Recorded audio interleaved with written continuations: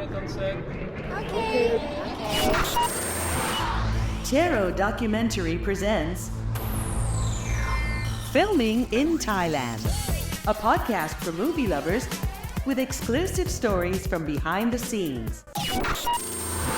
Rolling sound Sound rolling. and action. Hi, I'm your host Stéphane Lambert, and this is a new episode of Filming in Thailand. Here we are. This is a new episode of Filming in Thailand with our guest Chartchai Ketnust, also known as Kunnat. So welcome and thank you for joining us today. Yes, welcome and thank you so much, Stefan, for having me here. First of all, Kunnat, Yes. are you filming in Thailand? Yes, we're filming in Thailand and in neighboring country like Myanmar as well. Yeah, and hopefully we can make a journey more in other country as well. Kunnat, you've been a director for many decades already in Thailand. You're one of the owners of White Light Studio. Yes. Your production house, I think named Magenta Films, Yes. Has been involved in many world-class films such as Call Me By Your Name, Love at Concaine, Yeah.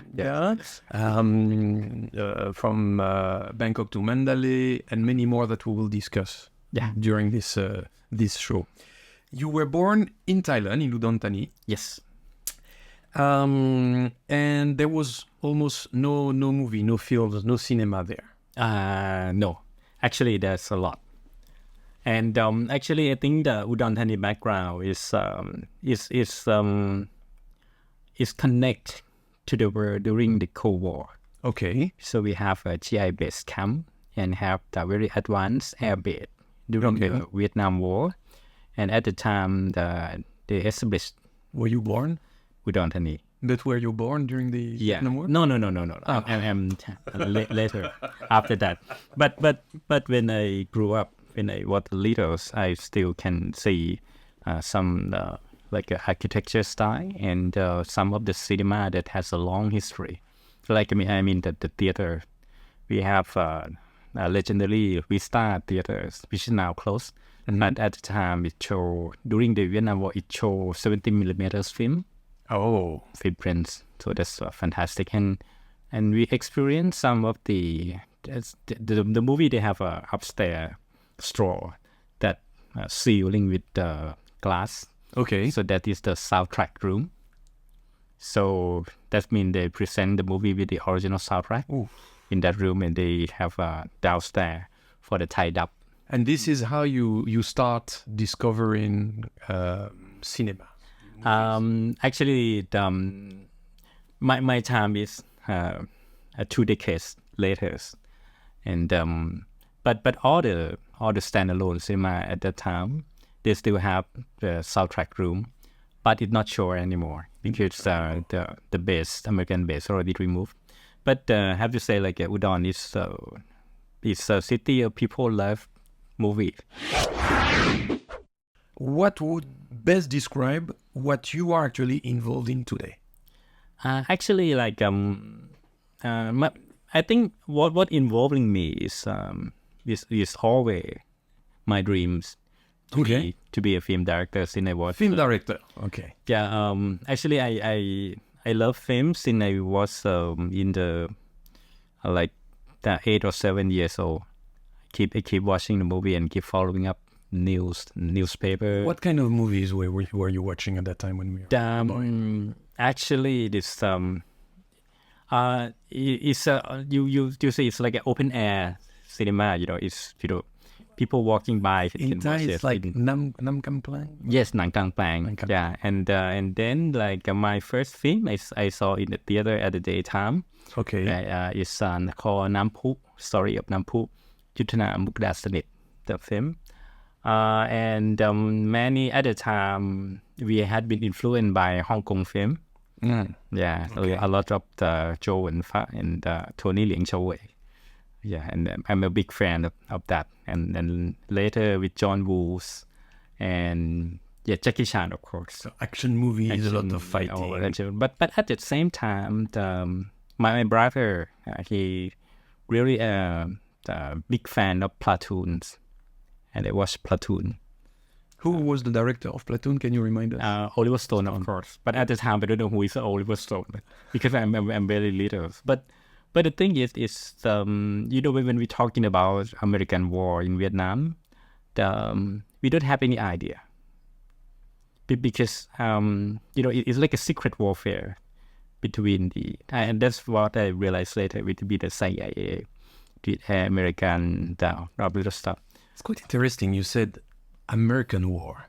In the US, they say the Vietnam War.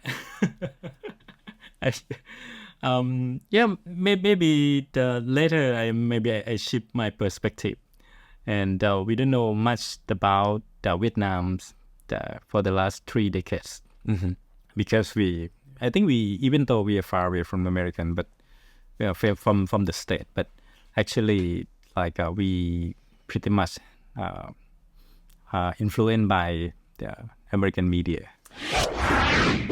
I have a special quote for you. Listen to that one. No matter what anybody tells you, words and ideas can change the world. Does it ring a bell? Yes. Do you know from where I took this quote? I don't know. I took it from, I believe, is one of your favorite movies, Dead Poets Society.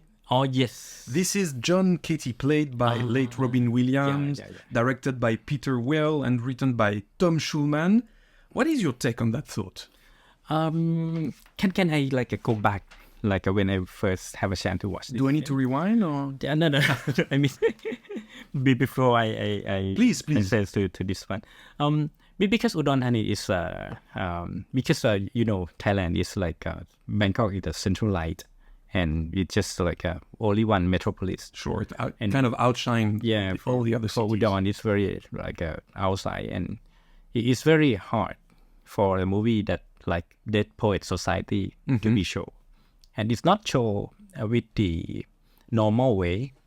It has been shown by the organization called Lion or something.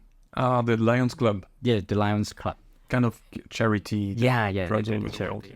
And usually, after school, I make a stroll to the cinema, just watching the poster, and on that day, it happened to show this film, and I say, but let me, can I watch it? And they said, yeah, sure. And I donate some money, and I watched it, and okay, and it's so good, and it at the time I'm 12. Okay. So you were quite impressed by this film? Yeah. Because it's about education, and education in Thailand is just like in the film. I can connect right away. Which part? The part with the relationship with the teacher, or the part where all the students are standing up on the tables? I think we all want to stand up, standing on the table. But it's not happened in the real life. So I come back home, and it made me think about what should be my future. And that keep me 2 years later, I found the answer, I want to be a filmmaker. Already when you were 12, 15 years old, you knew that you wanted to be a filmmaker? I certainly commit to it when I feel 14. What was your idea at that time of being a filmmaker? What as a boy, what did you think it was to be a filmmaker? I think like all other kids, we don't know making a film is involved with many specialists and many professionals.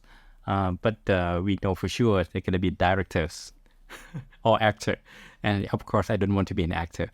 So I should be the director. And your idea of a director was what? The big boss, the captain of the ship? What was it about for you that was attracting you to being a film director? I think I perceive it it's the guy who to bring all the art together, literature, music, storytelling, cinematography, photography, and acting as well. So this guy has to have all the knowledge. Okay, they can. And you were interested by this approach, this idea. Back to our quote, extract from Dead Poet Society, the movie you like so much. And what we learn is that after watching this movie, you decided to be a director. So that's quite an important starting point.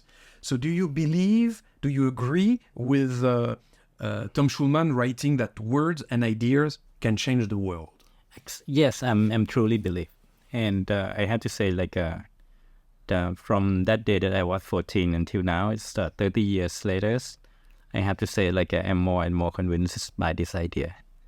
And I still making a movie with this idea. And that's why from my work with Burma, from Bangkok to Mandalay up until from Chawaya to Ayeyarwady, it's all about making people mind change in the better understanding. Better of an understanding of each other. And crossing races and all the conflict.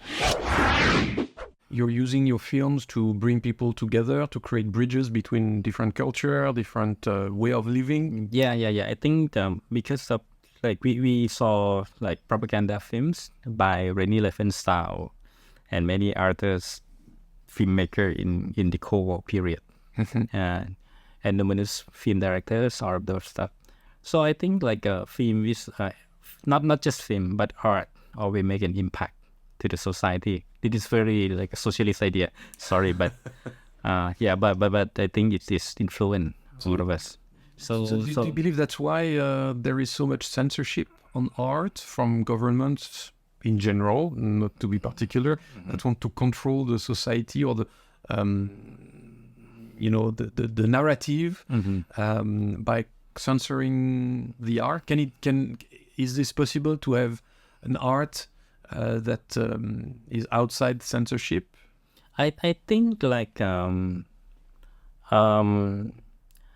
I think censorship need like but it no need if in the future that we have people have layers and have a different background, and like some people just like what they like splitting on social network every day, and even though some of the film reviews today, not film critic, like it's just like a trolling shit just to make the name out of it. So all of these things go freely and uncontrolled, and some maybe people make entitled out of it, but at the end they usually like end up because they cannot continue lying to the society. Sure. But I have to say it's like for me with this year I'm 45, so I have to say it's like it's not You're about so much younger than me. sorry, It's not fair. I'm sorry about that. I cannot do anything about that too. It's not about right or wrong, left or right anymore for me. So it's more like taking the currents and how to balance with it. So if it's the censorship is too much and not logical, I think that's not fair and it's not good for anyone. But if it's like something like a great thing, it's like the younger generation, like before I don't like Disney, I am more like a DreamWorks boy. But after I have son, it's like Disney is not bad at all because they know the nature of the kid and something they're not so much complicated and not so much logical at this stage. Are you advocating for more diversity, more equality through your films? Of course. And not just the diversity in terms of races, but gender as well. And I think we want our generation, our kid, to become not just the population of the country, but they become a global citizen that belong to just one country. Because if we think about our own country, so there's gonna be like a difference and conflict and more. But if they think like this, we have only one world to share, and we have to, no matter what we have, whatever we do, One planet. is connect and it's reflect and it affect others' life on Earth as well. So I have your filmography here with me, and it's quite impressive. What would be the films you would recommend our listeners and our viewers to watch to understand your work better? You mean my film? Your own film. I think there's two films. It's the Only Mom. Okay, horror movie. Yeah, the horror movie. Based in Myanmar. Based in Myanmar, and the Chartchai Ketnust. But if we have this conversation next year, I can recommend the one that's about to coming out. It's called Paruang. So, at the time of the broadcasting of this podcast, I think your latest film, Man Swang, was a huge success. Yes. Will be available widely online probably, and there will be another one Called Paruang. What is it about? Actually, it's about when Thai people think about our origin, we go back to Sukhothai. Okay, Sukhothai is a very important place. Yeah, but actually our history is longer than that. But from the narrative point of view, it's usually like take the Sukhothai as the beginning. And the reason that I think that film can reflect my work and my life the most is because of its mix between like a film narrative and theatrical as well, because I have a theater background. Okay. I studied theater during the university time, and I joined the outside university theater group like Crescent Moon Theater and Patravali Theater. The fact that you studied theater has influenced the way you're directing your actors on set? Actually, I think yes and no. And yes, because of we actually theater and film sharing the deep same background together. It's like a space. We have space and we have story, and then we have actor. And then film is technical. That came later after the technology. Sure. Film, the recording, the moving image technologies came. So then theater moved to film. But deep down, act structure, hero journey, I think it's the same thing. Happen over and over. And because of our brain, usually don't want any space. So if there is some space that they don't know, we usually fill up with our imagination. So that's why the theater and film is the same thing as a black box. That people peering into somebody's life. But it's just the medium that change. So for me, film and theater, nothing different. But can we say, would you agree if I say that during a play, what matters is the performance of the actor? During a film, what matters is the performance of the director? Yeah, I think so. The thing is more like it. It's like in the theater, there's no editing and no camera angle. And it's live. Yeah, and it's live. And the actor has to create pacing and to project, to make sure that the audience in that space, if the big theater, they have to project their acting into the back seat, the final seat. But for film, lens and cinematography and camera work take care of that. So no matter what, in film, when acting for film, they just focus on themselves and on that moment and on that reality, and let the camera, they do the job. Close up, extreme close up, macro camera movement, all of those things. But for theater, they cannot do that. Only leave everything to the actor. The people that are influencing your work today, are they the same as the one that influenced your work at the beginning of your career? And who are they? Who influenced your work today? Interesting. Yeah, I think it changed. But I think the Dead Poet Society directors, Peter Weir, influenced me a lot in the beginning, and then John Woo. and I think it's can I say it's like it changed. But this one guy I'm really appreciate. Okay. Clint Eastwood. Okay. That's a big jump from, John Woo to Clint Eastwood. Yeah. Can you explain? Actually, when I little kid, I know him as like a westerns, but I'm not at the time when he famous because it's during my teenage. That is not a good time for the western film.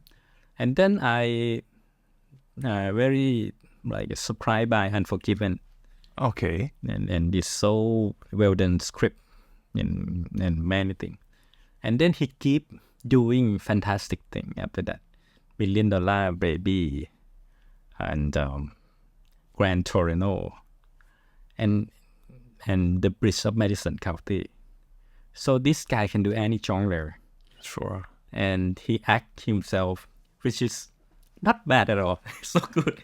And I love the Bridge of Madison County a lot. And this film influenced me to do Bangkok to Mandalay, to be confessed. Yeah. Really? Yeah. Okay. Is there any similarities? And a lot. If you go back and watch it, there's been a lot. You like so much. You are inspired by the work of Clint Eastwood as a director, but as an actor. What about Clint Eastwood? He did a fantastic job. I like him a lot on the $1 Million Baby, Yes. trainer. He's so into it, and from Grand Torino, and he don't pretend. He old man, and he don't pretend that he's still a hero. So this I'm so much respect him on this, because sometimes I saw many actor and actress in Thailand. They're getting old, but they're still singing the love song, and it's what you're like a grandpa to me. No names. No name. Do you remember this famous line that Clint Eastwood was always saying in his Dirty Harry movies? So I would like you to look at the camera, this one, and say, "Go ahead, make my day." Oh, okay. Go ahead, make my day. You are listening to Filming in Thailand, a podcast by Tero Documentary, with your host, Stéphane Lambert. I have a quote for you from Jean-Luc Godard, this famous director from the Nouvelle Vague in France. He says, "Cinema is the most beautiful fraud in the world." What do you think about that? Absolutely agree. Yeah, I love French cinema. So let's now talk about your involvement with the, content industry, content world, movie industry in Thailand. You, through your work as a pioneer and as a co-founder of White Light, you've been involved into so many independent projects, not yours, but from other people, other directors, other producers. And what would you say that is so specific about Thai cinema? I think Thai cinema is the real survivor. And basically, I don't give a shit about the word that become popular at the moment, soft power. Oh, soft power, okay. I'm sorry, but I don't give a shit about that. You are more for hard power or no power? I mean, because we survive our own. Mm-hmm. We make film like a masturbation ourselves. So that's how the Thai industry grew up, without any support from the government. Masturbating. Yeah, just the masturbating. and White Light is just like that. Because at the time, films is very technical, chemicals, and it's the most expensive art form in the world. Cinema. Yeah, so that's why it came across with industry. When we talked about cinema, there's going to be movie industry, cinema industry. And it's very hard to have a lab that can answer to the independent spirit and can support the independent mind to grow. Because most of the independent filmmaker, they usually make their own first films, and they will be success in the future if they can make the first one very honest to their mind. And if we don't have a good lab that can answer trial and error and understand, like a not perfect, but So has this- a new way of seeing things or their own way. So this is how White Light started. White Light, for those who are not so familiar with White Light, is a post-production studio, is mainly color grading, editing. Yes, like a more like a post-production solution. How did it start? How did you start? Actually, it starts from the Sayompu Mukti Prom, the legendary DOP, world-class DOP at the moment. Sayompu, the 13 years ago, during the digital films, digital camera become like better. I mean, and not this good, but it can replace film in the future. And we see the good and the bad thing about this technology. And we think it's a good opportunity to create our lab. So that make it not so expensive. So then the filmmaker can engage to it and can finish their film. And do you remember what was the first film that ever came to White Light? I think, the first film is from Kun Pongpat Wachirabanchong. I'm not familiar with Kunkonpat. Yeah, but everybody in Thailand, especially this building, know. Kun Pongpat is the director of Naki, legendary directors, and he's an actor before. And the first film is called The Dog, Ching Ma Third. Because Sayompu shot that one, and Kun Pongpat is very trust Sayompu very much. So we got the chance. So the film shot in digital red camera. Okay. And we processing in digital and we output into films. Yeah. So without his trust, so we don't have the first feature film. So that was the first feature film ever going through White Light. Yeah, just go back in the beginning. Sayompu asked me like we can create a lab, and with all the knowledge in the world, we can do that.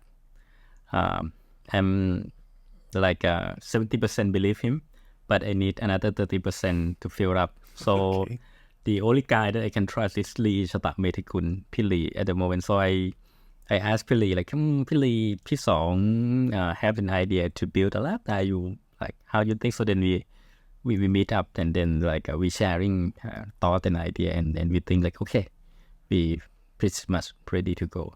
And at the time, Pili making his first film, Concrete Cloud.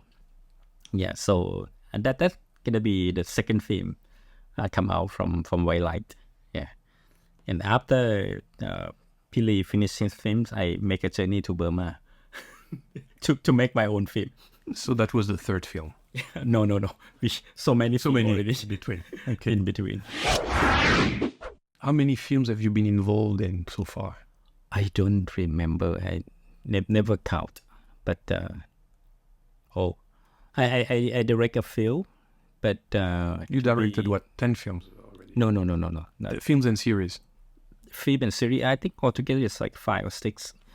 But you're so present. You're so much involved into the Thai film scene that it seems that you've been, making films for so long already. yeah, because I'm my first job in film industry is like a post coordinator. Okay. So that's the long time ago.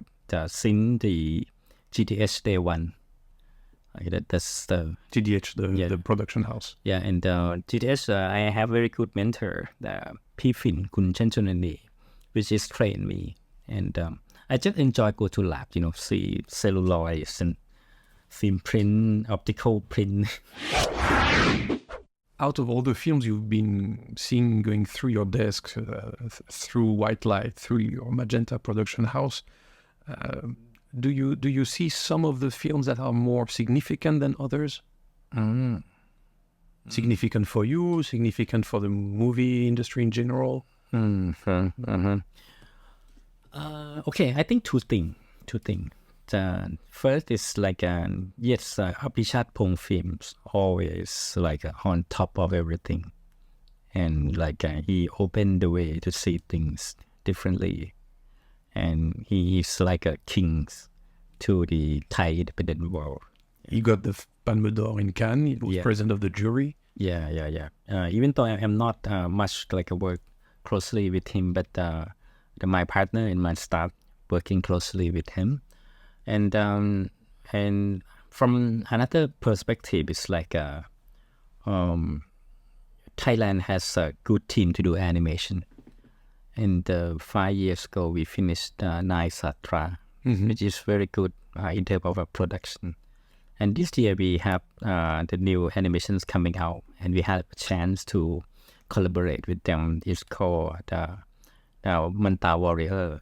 Okay, it's an animation. This animation is gonna be premiered the next week. And I have to say, like it is like a world-class work by Thai people. And we have a very good sound studio, Kandana Sound Studio by Kun Traithet, which is he himself is artist. Okay. So White Lion and Kun Traithet Kandana Sound Studio is the same. We are filmmaker, and he's the sound engineer, and he's a musician as well. He's an artist, and then he run the company and train 100 staff. Sound is sometimes said to be the weak point of the industry in Thailand. But No, of course not. The weak point is the investor. okay. They don't have got to pay. If they pay. Let's talk about your huge success that is Manswong. How many people went to see it in the cinema so far? I think I don't know. Roughly, cannot roughly. Because it's a big number. I think around 400,000 at least. Which is a lot which is a big. Anyway, it's a big success. Yes, it's a big success. And if you look at other Thai films, it's a huge success.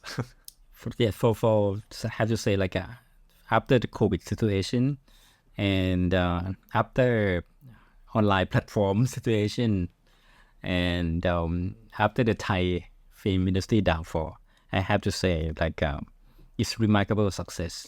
Why do you think people are going to the cinema, spending the money to go to the cinema to watch your film, this last film? This film? I think film is you have to pay.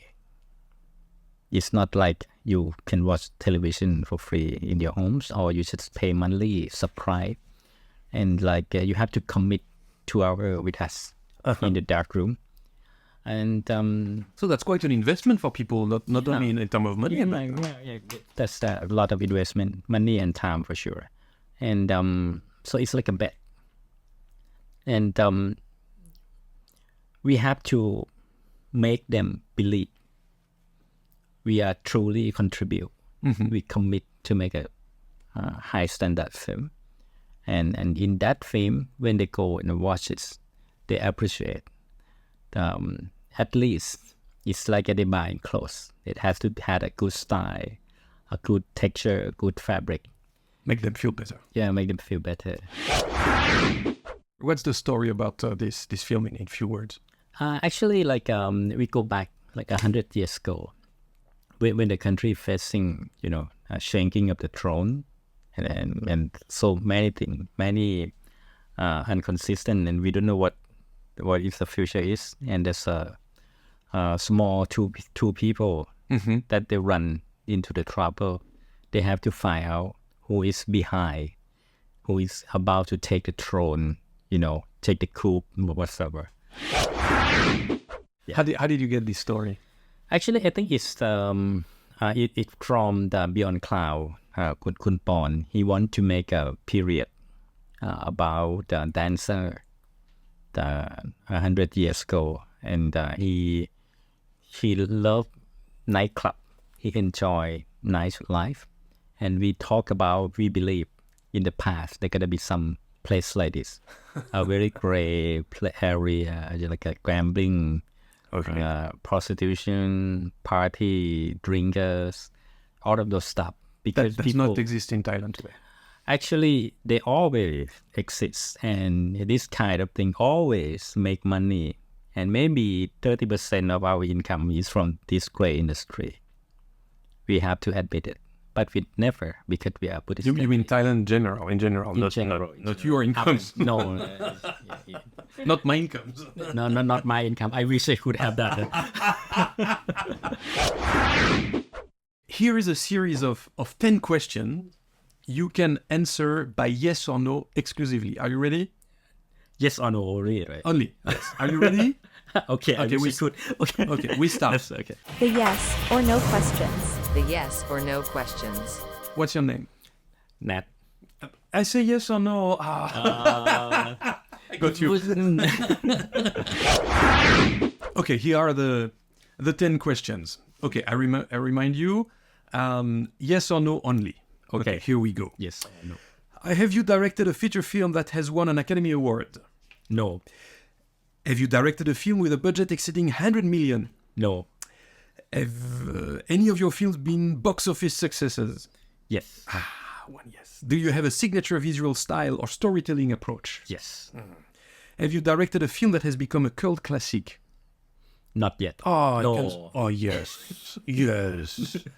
From Bangkok to Mandalay is becoming a cult classic. Oh, it's good. I don't think it's that count. Okay, one more. Have you worked on international film productions? Yes. Have you directed which one? The Yes. last one. Okay. Have you directed adaptations of popular novels or other source material? No. No. Have you worked on project with tight shooting schedules? Yes. Have you, and was it successful? Of every time, come on, every film. Have you directed films that were shot on location around the world? I can say yes for you. Huh? Yes, I think so. Have you ever directed a documentary or a non-fiction film? Yes, And did you like it? yes.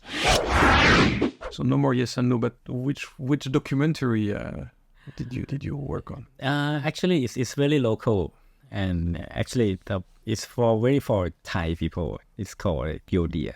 Okay. Actually, like during I make a research and scouting location for Bangkok to Mandalay, I have questions like there's so many lost arts in Myanmar, lost Thai art. Lost Thai art in Myanmar.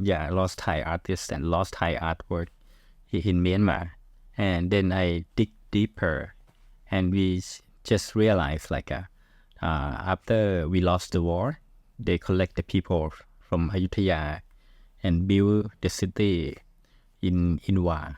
Inwa. Yeah, and they bring out Thai art school. We have 10 category Thai art school, Chang Sip Mo. And then they move to Myanmar, and then they extend their work, and they continue develop their work in the Myanmar way. In the Myanmar way.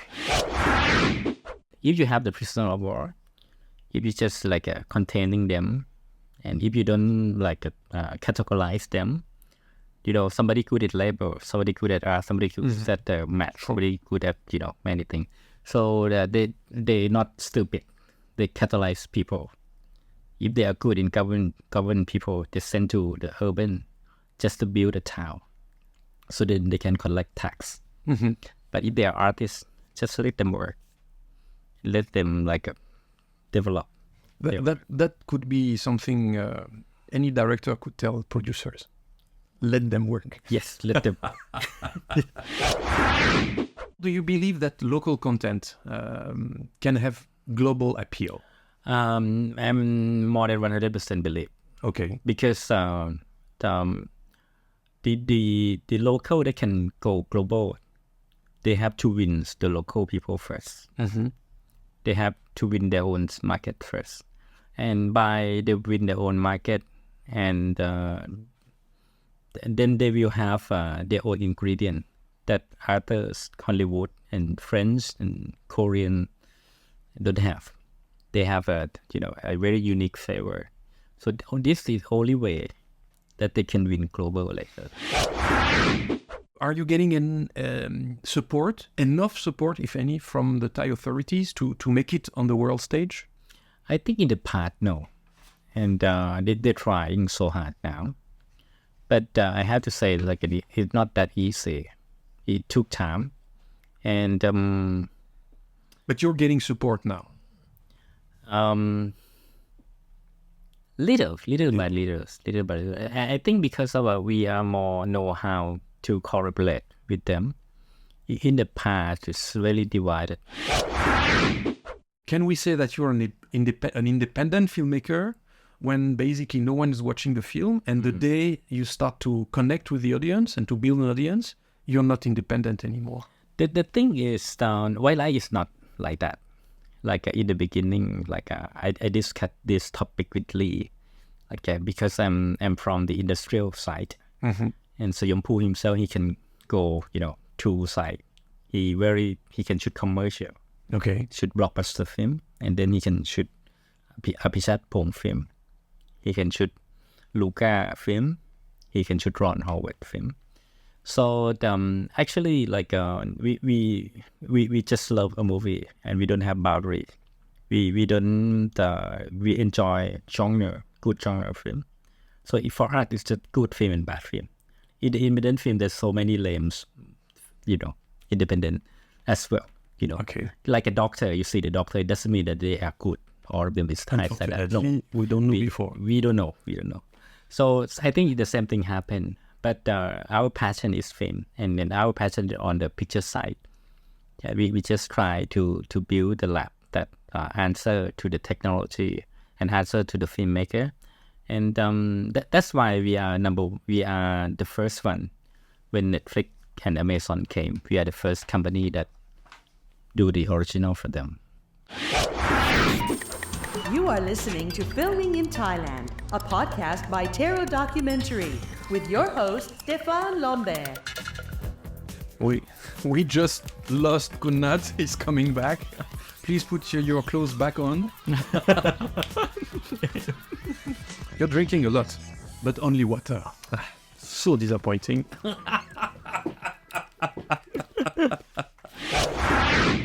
You said you need more investors. Yes, investor and producer. These two things are different. Sorry. Okay. So you need more investors. More investor and more producer. Producer in terms of not investor, but the real producer. That because What do you mean real producer? You mean bringing money to the project or? Make it happen. Make it happen. Because they are producing the film. And the investor, they invest. Many times, and most of them don't have any idea how film made. Investor don't have. So you need the producer in between the investors and the creative team. Yeah. Otherwise, how can the director talk to the investor? We are talking about creative AI and now creative AI. This influence everybody's way of working, from the research phase to the writing phase, and sometimes to the marketing and the distribution of a content. Where do you see all that fuzz about AI creative leading to? I think I always think technology is a tools, and it serves the storytelling, and the real storytelling will be human. Is your job to extinct soon? No. In wildlife, we use more AI. Okay. To help us to do repetitive things. Okay. And they are doing so good. So you mean that AI is not a threat, but is a tool to be better? Even though it's a threat, how can we escape? Here is another quote I'd like to run by you. Here it is. The only reason for time is so that everything doesn't happen at once. This is attributed to Albert Einstein asking Marilyn Monroe to a second date. Would you like to time travel? Time travel. It's very interesting question. I mean, if you ask me five years ago, Okay. I'm gonna say like, of course I want. But from now, after the quantum physics and everything, and it's multi-universe things can really somehow exist. And if I travel like in time, I cannot come back here ever again. I would be alone in the studio today. What a shame. Here is your chance. This is the time traveling machine. I think at that time I'm still studying in university and I'm working with the theater outside really a lot. And I fall in love with my wife now. But at the time she's run away from me a lot. I'm chasing after her, basically. So first thing I gotta tell Nat, don't stop chasing. Sooner or later you will win. and secondly, about your dream about film making, I will not tell you anything. Like I cannot tell you what's gonna happen. You just decide it with your own. So basically, you would do it again, the way it happened with your own decision you made at that time. I have this kind of conversation in myself many times, even last Friday night. I think whatever happened, it has a reason, and all the obstacle in life, that is a chance for us to be a better or to choose the wrong one. You believe in faith? Destiny? I don't know. I don't